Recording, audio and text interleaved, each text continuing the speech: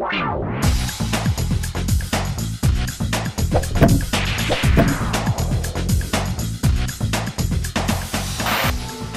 quotidien d'un comptable, je dirais ennuyeux, répétitif, dans son bureau, tout le temps devant l'écran, ça tape sur la calculette, quoi, ça fait des bilans, triste, ennuyeux, quoi.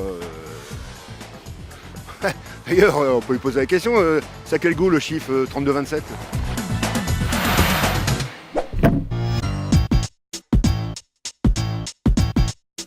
C'est encore un cliché évidemment.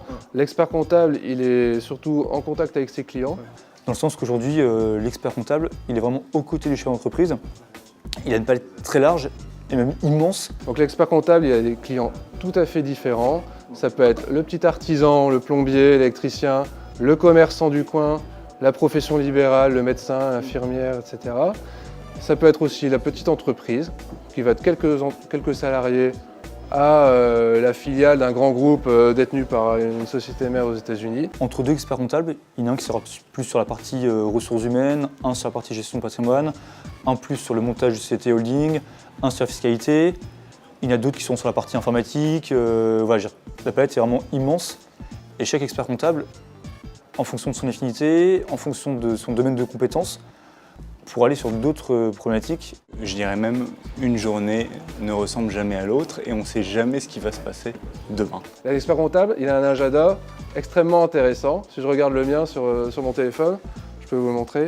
Demain, je pars à Nantes pour 2 jours, voilà, chez un client.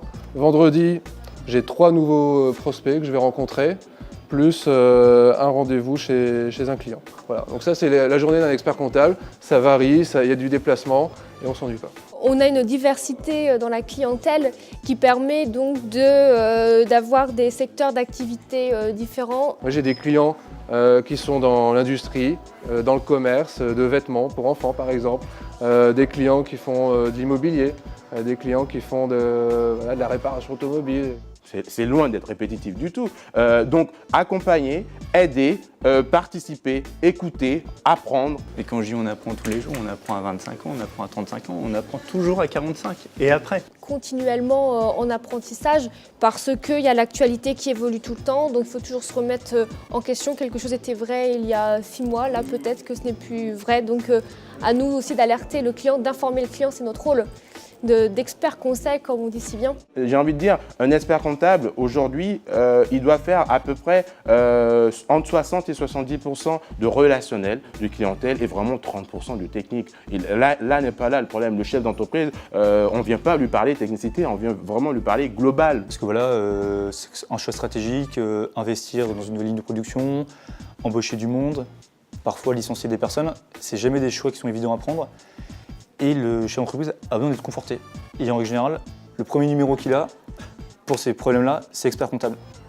Quand on a un rhume, on appelle le médecin de famille.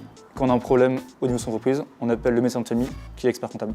Si on arrive à faire ça pour différents chefs d'entreprise, différents secteurs d'activité et qu'on arrive à changer de thématique à chaque fois, c'est pas du tout répétitif. Alors bon, sinon, on n'a pas la même définition de répétitif. Ou ennuyé, on n'a pas du tout la même définition.